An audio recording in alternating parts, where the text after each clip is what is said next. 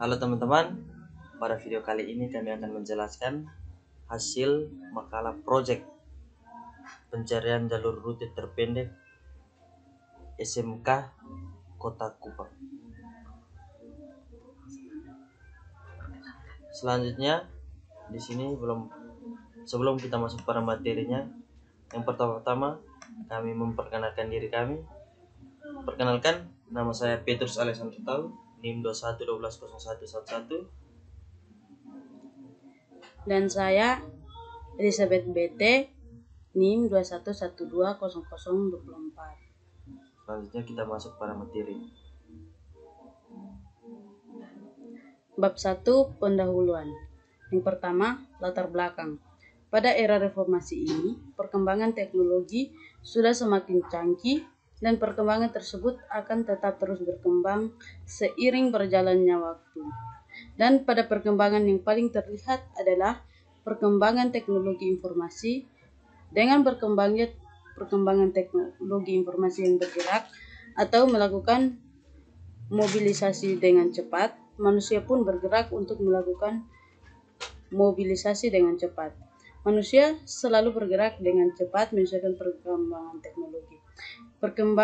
Bergerak dengan cepat menyesuaikan perkembangan teknologi ini maksudnya adalah kecenderungan manusia yang ingin dengan cepat dalam melakukan mobilisasi dan yang secara efektif dan efisien. Kecenderungan ini muncul dikarenakan manusia semakin sadar dengan dapat bergerak dengan cepat akan menghemat waktu yang mana sebenarnya dapat dialokasikan untuk melakukan aktivitas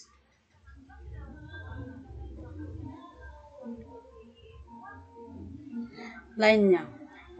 Mobilisasi dengan cepat, efektif, dan efisien ini tidak dapat dilakukan dengan hanya menebak mana rute perjalanan yang dekat saja. Selain untuk menghemat waktu, untuk mencapai tempat tujuan dengan menentukan jalur terpendek, penentuan rute ini juga dapat digunakan oleh manusia yang ingin cepat dan tidak terlambat untuk sampai ke tempat tujuan.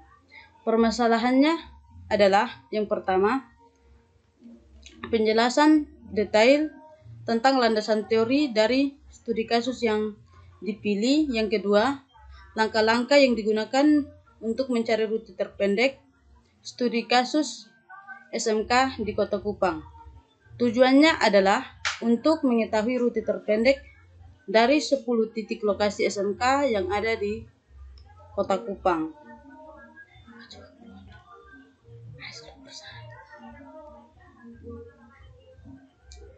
Berikut bab 2, pembahasan.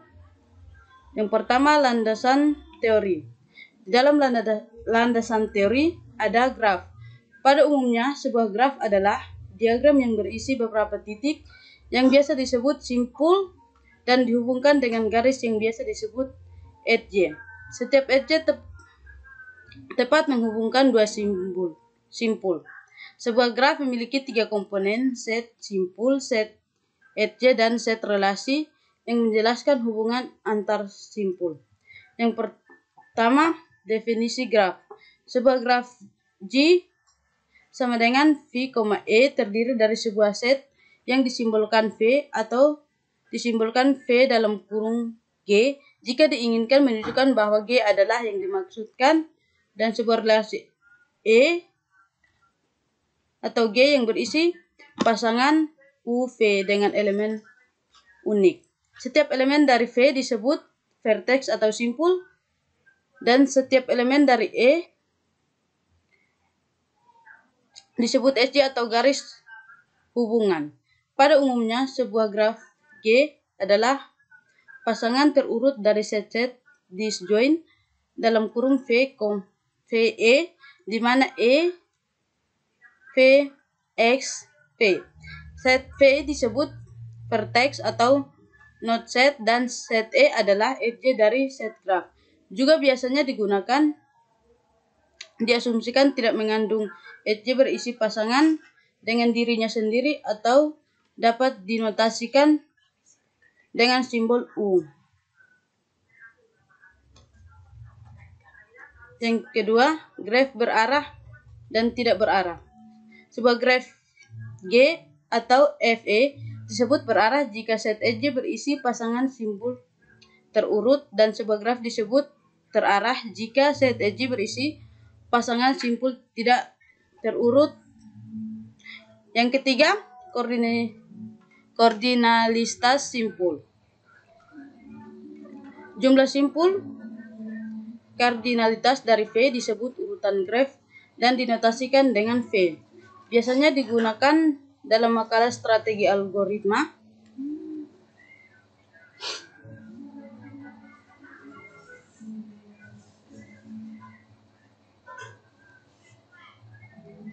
Disimbolkan dengan N sebagai notasi dari urutan graf. Jumlah edge atau koordinalis G merupakan ukuran dari graf yang dinotasikan E dan biasanya digunakan huruf M sebagai simbol dari ukuran graf.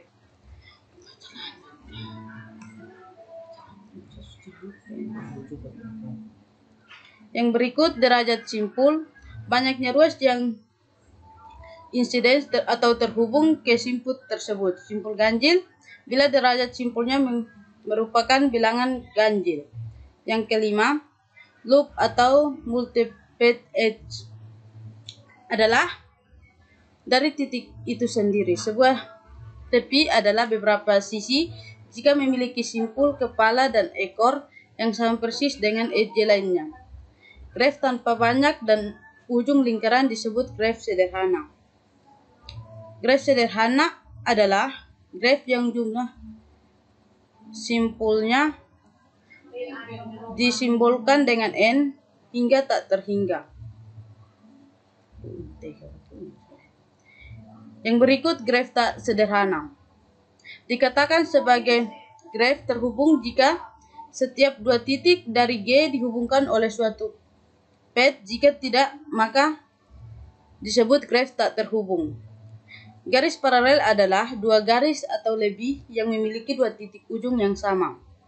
Yang berikut graf yang disimpulkan dan tepinya adalah himpunan bagian dari graf yang lainnya, seperti contoh di atas. Yang berikut derajat definisi, misalkan V adalah titik dalam suatu graf G. Derajat titik V atau disimbolkan dengan D adalah jumlah garis yang berhubungan dengan titik V dan garis suatu loop dihitung dua kali. Graf yang memiliki sirkuit Hamilton dinamakan graf Hamilton, sedangkan graf yang hanya memiliki lintasan Hamilton disebut graf semi-Hamilton. Yang berikut graf berbobot adalah graf yang setiap sisinya diberi sebuah harga atau bobot. Bobot pada setiap sisinya dapat berbeda-beda tergantung pada masalah yang dimodelkan dengan graf.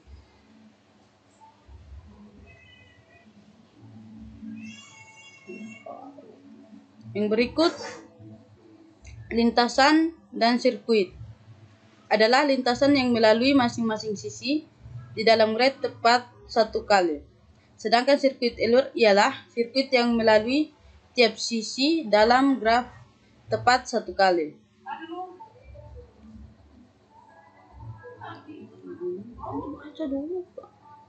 Yang berikut lintasan dan sirkuit Hamilton.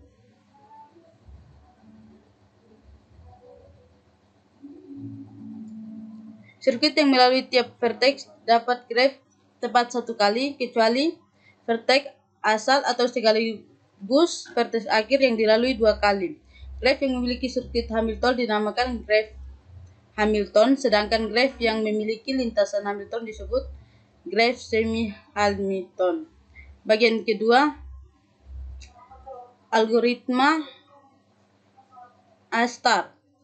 Dalam mencari rute terpendek dari suatu lintasan, dilakukan analisis yang dapat dipermudah dengan memanfaatkan algoritma mencari atau pencernaan jalur yang sudah didefinisikan rumus algoritmanya.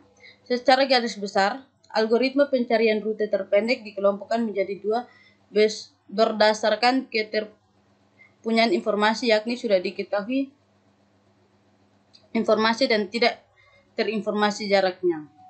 Informasi di sini maksudnya adalah apakah untuk setiap simpul sudah berisi suatu informasi tentang jarak dari simpul tersebut menuju simpul tujuan.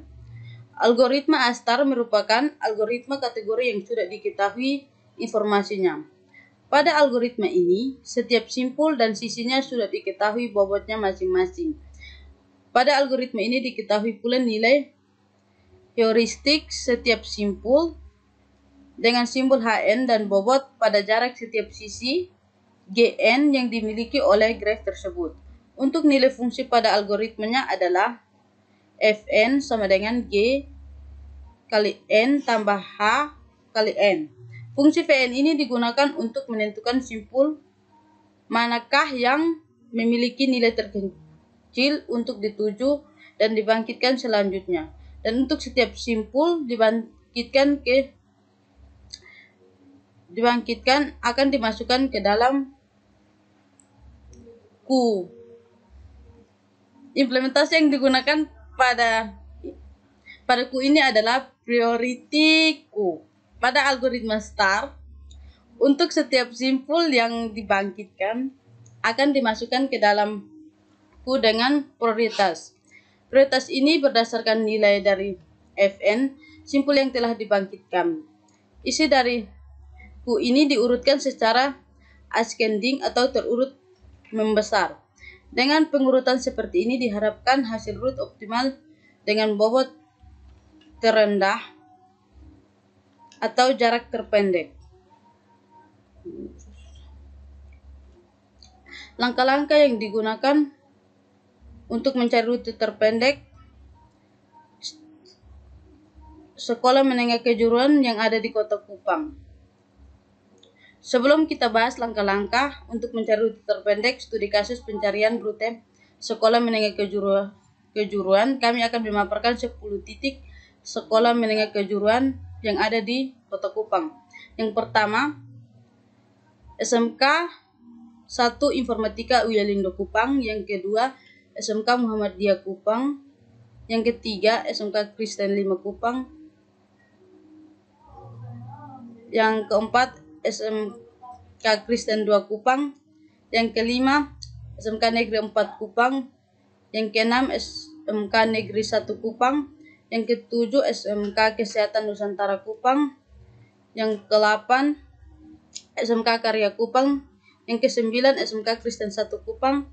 Yang terakhir, SMK Swasti Sari Kupang.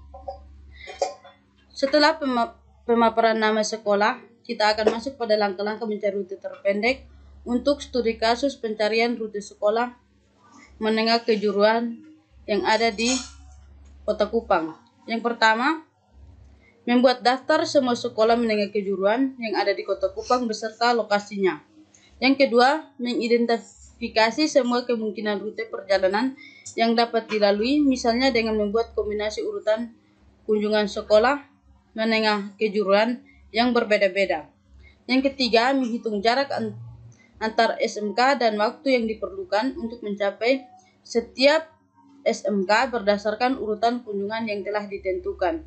Yang keempat, membandingkan setiap rute perjalanan yang telah dihitung berdasarkan kriteria yang telah ditentukan seperti jarak total yang harus ditempuh dan waktu total yang untuk menyelesaikan perjalanan.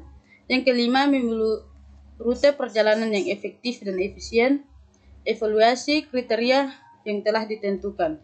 Dengan menggunakan metode algoritma STAR, diharapkan dapat ditemukan rute perjalanan yang efektif, efisien untuk mengunjungi semua SMK yang ada di Kota Kupang.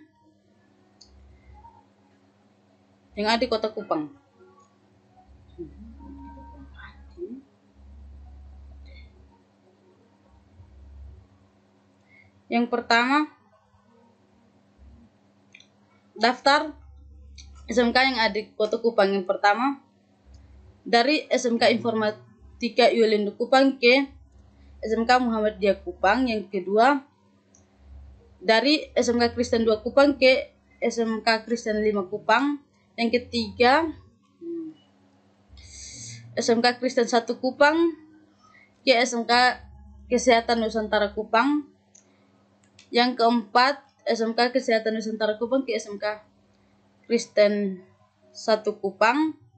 Yang kelima, SMK Karya Kupang ke SMK Swastisari. Dan selanjutnya kita masuk pada slide, para gambar di bawah ini. Slide yang pertama yaitu gambar maps.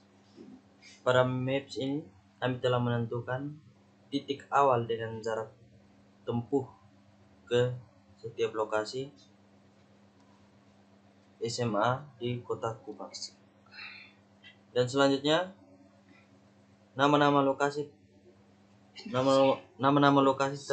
terbentuk kami simbolkan dengan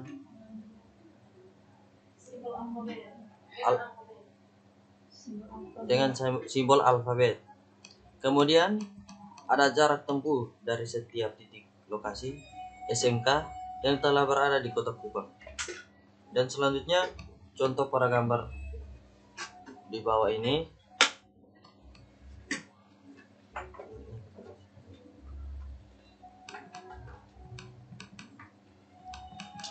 Contohnya SMKA bergerak ke SMKA bergerak ke SMKB, SMKB bergerak ke SMKC, dan SMKC bergerak ke SMKD, dan SMKD bergerak ke SMKF, dan seterusnya dengan jumlah yang dihasilkannya yaitu 36 cm. Dan kemudian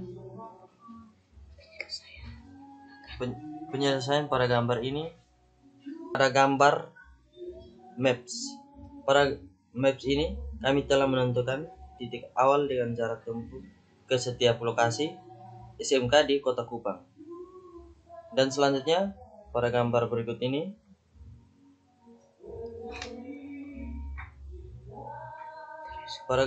ini nama-nama lokasi tersebut kami telah disimbolkan dengan alfabet.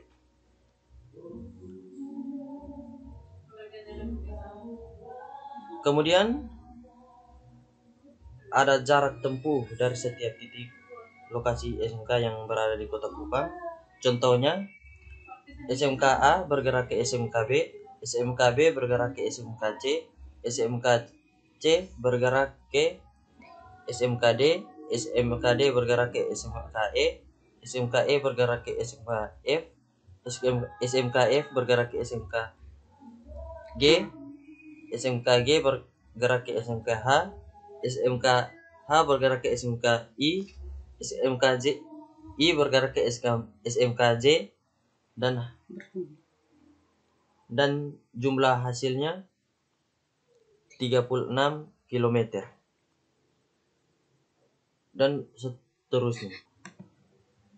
Contohnya SMKA bergerak ke SMKB, SMKB bergerak ke SMKC, SMKC bergerak ke SMKD, SMKD bergerak ke SMKE, SMKDE bergerak ke SMKF, SMKF bergerak ke SMKG, SMKH bergerak ke SMKI, SMKI bergerak ke SMKJ dengan jumlah lintasannya 36 km. Dan yang kedua jumlah lintasannya 35, dan yang ketiga jumlah lintasannya 35, dan yang keempat jumlah lintasannya 34, dan kelima jumlah lintasannya 42, dan yang keenam jumlah lintasannya 39, dan yang ketujuh jumlah lintasannya 36, dan yang ke-8 jumlah lintasannya 35, dan yang ke-9 jumlah lintasannya 38, dan yang ke-10 jumlah lintasannya 37. Dan selanjutnya kita menjelaskan mengenai not. Yang pertama, jalur lintasan ke setiap lokasi SMK seperti yang telah dibuat dalam gambar not tersebut.